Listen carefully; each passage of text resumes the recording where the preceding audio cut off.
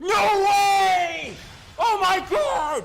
There's not another Riven skin! Wow! I'm gonna jump in my chair and go in a circle. It all began in 2014. On the screen of a quiet Twitch channel with a few hundred viewers is a Riven hovering in mid lane. Her health bar is low, 3 enemies closing in fast. At that moment, it felt like she was done for. And just when all hope seems lost, the magic happens. In less than a second, barely enough time for the brain to register, Riven dashes forward into the chaos.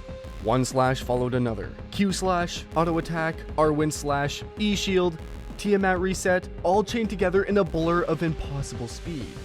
One enemy falls, then another, then a third, and just like that, triple kill. It was right there, in that moment, that this unassuming, quiet kid showed the world what it meant to master a champion, what it meant to turn mechanics into art, and ignited an entire generation of League players to pick up Riven and dream of greatness. Check this out. Oh, okay. Oh, that one I'm too. coming. I'm coming. Oh, sets up two. Ah! No. Oh, you need it. Yeah, baby. Ah, Hey, you got off. I was taking tower. I need this penta. Oh my god, we're so fast. Oh, yo, walk out. Way down. Oh. Before the streams, before the cosplay, before the word BoxBox became synonymous with Riven, he was just Albert. A skinny kid growing up in Pleasanton, California, with a clunky computer shoved into the corner of his closet. He'd come home from school, drop his backpack, squeeze into that little closet, and boot up League of Legends on a dusty monitor that barely hit 30 frames per second. That was his world. At first, he was just another silver-ranked player grinding away at the ladder, losing more than winning, blaming his teammates, wondering if he'd ever get better. But then, something happened. One day, he stumbled across Riven, and it was like lightning struck. While everyone else saw her as a clunky, complicated melee champion, Albert saw poetry. Her dashes, her cancels, her flowing combos. It felt like she was made for him. He became obsessed. Every day after school, he'd sit there for hours, clicking, experimenting, practicing. He started to notice something no one else was really talking about. Riven's animations could be broken. She wasn't just fast, she could be faster. Albert discovered that if you timed your abilities just right, you could cancel her animations, squeeze in extra damage, and chain combos in ways that didn't even look human. At just 17, he put everything he learned into a single YouTube video. Riven Triple Cast Guide.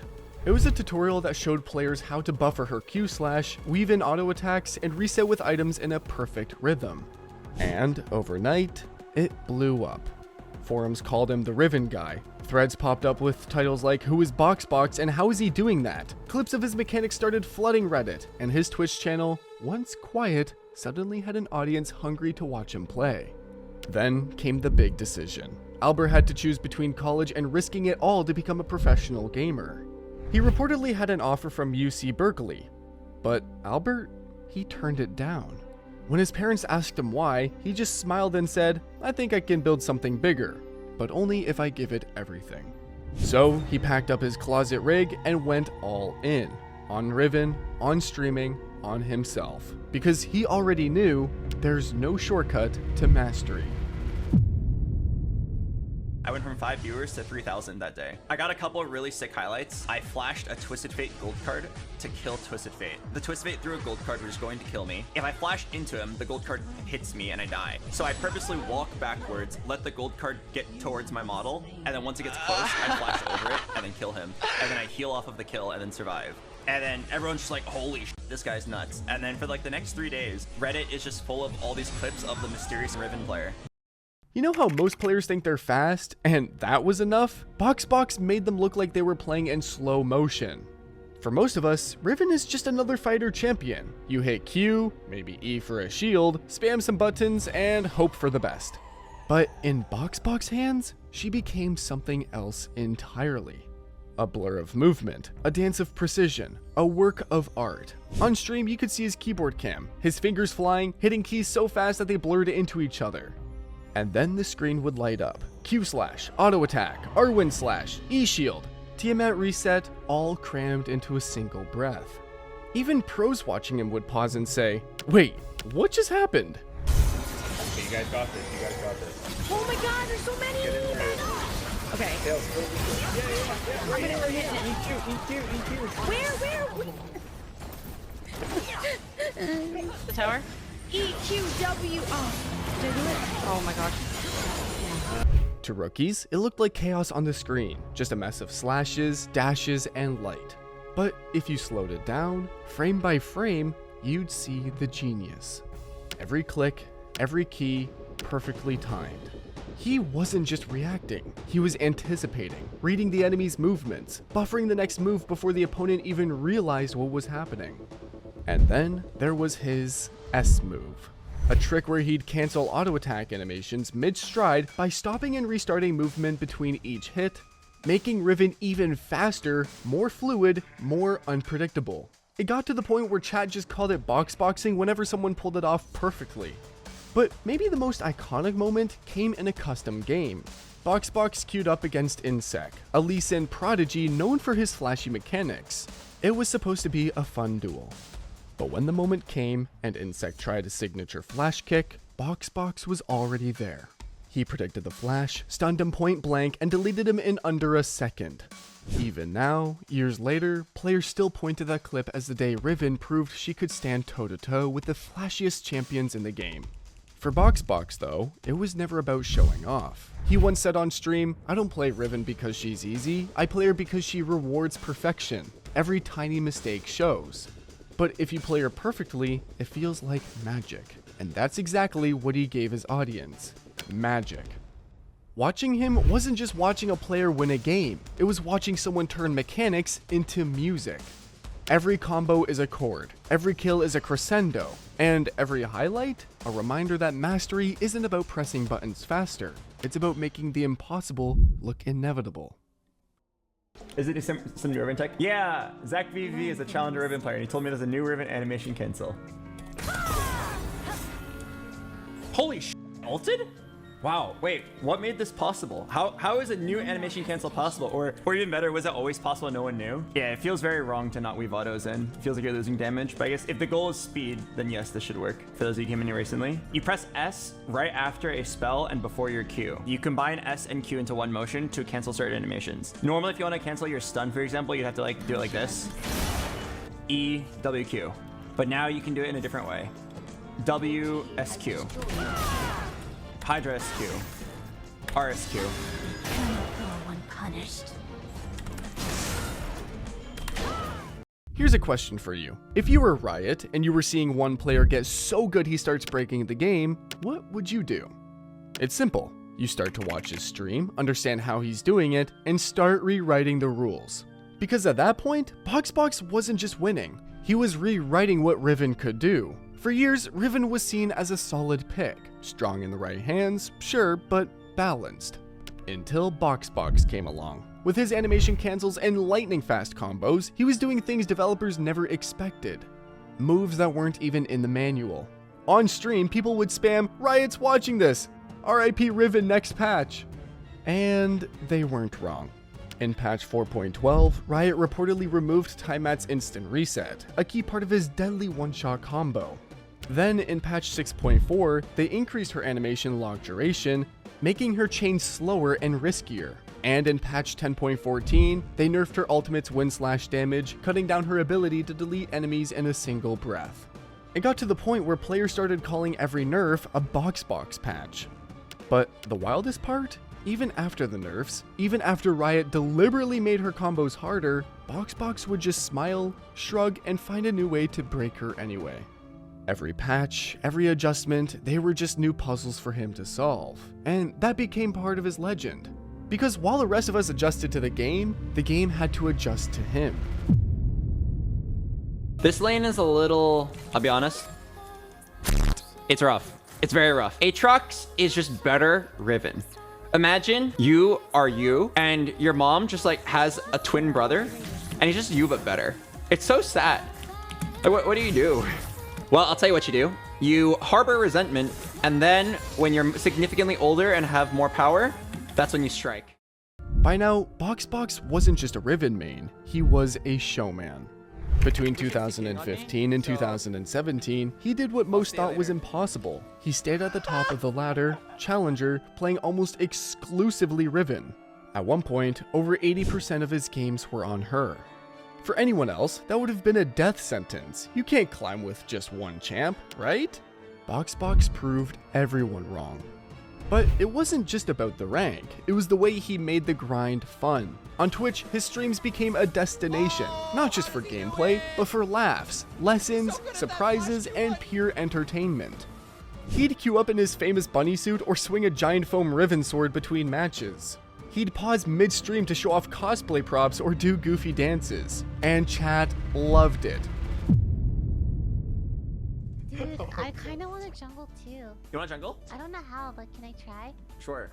Ooh, Sally, you want to go mid and I'll go top? Sure. We can do a three-way swap. Jungle's probably my worst role, okay? Don't judge. Then came the Tyler 1 Championship Series, the fan-made tournament hosted by Tyler 1. BoxBox was invited as a guest competitor. Just the thought of his team and Tyler's team going head-to-head made the chat go berserk. Over 32,000 viewers tuned in just to watch him pull off yet another highlight reel play under pressure. Oh, I messed up big time. Don't worry, dude. You got it.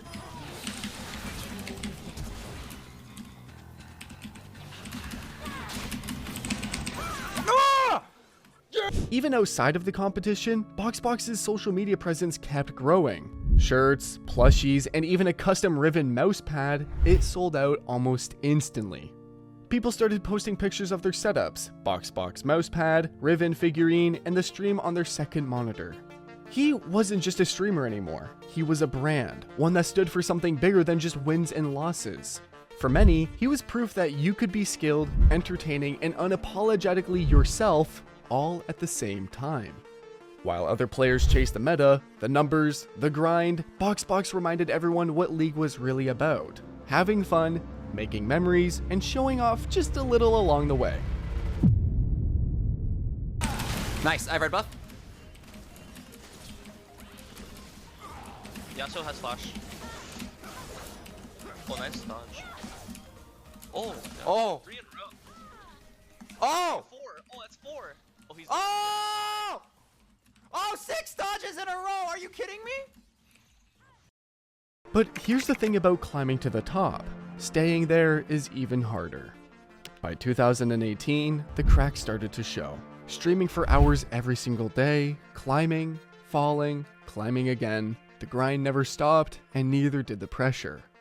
All that time at the keyboard finally caught up to him. His wrist started hurting. At first, it was just soreness. Then it became a brace he had to wear on stream. Then it became something worse. A quiet worry in the back of his mind that maybe he couldn't keep this up forever. And it wasn't just physical. Mentally, he was burning out too. League, the game he once loved so much, started to feel like a chore. He began experimenting with other games, VR chat, variety streams, whatever sparked joy again. But his Twitch numbers dipped. Viewers tuned in, confused. Many wondered why he wasn't playing League. Others assumed he quit. BoxBox knew he had to address his dedicated and loyal community at some point just to clear the air, and he did. He revealed he wasn't sure if he wanted to play League anymore, citing a lack of joy and inspiration. For the first time in years, chat didn't have anything clever to say. The Riven King, the guy who made impossible combos look easy, looked human. Some fans started calling it the end of an era, and to be fair, they weren't wrong. At that moment, BoxBox wasn't sure himself if he'd ever come back. Okay, well, I'm ready to flash in. I'm ready. Waiting, watching. Oh, here it is, the sexy jump! Oh my goodness. Oh, that was hot. But here's the thing about BoxBox. He's a tough nut to crack. He's the perfect example of the saying that form is temporary, but class is permanent.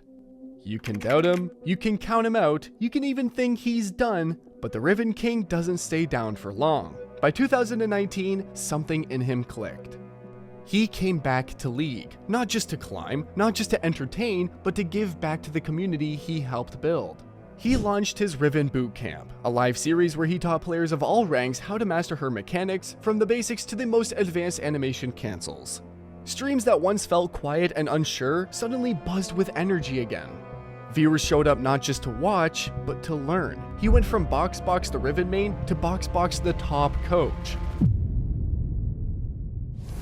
All right, guys, great news. Master just responded to my text messages. He said I am allowed to go out just this once. Hey, Polly, you want first? So as you all know, my signature champion that I originated my streaming career on, I will be locking in. He even started mentoring up-and-coming streamers, giving them advice on content creation, mindset, and what it really takes to stick it out in this world.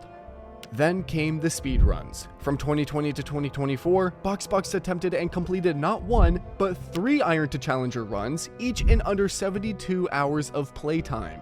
If you're new to League, here's why that's absurd. Iron is the lowest rank in the game. Challenger is the top 0.01%. And he climbed that entire ladder in just 3 days.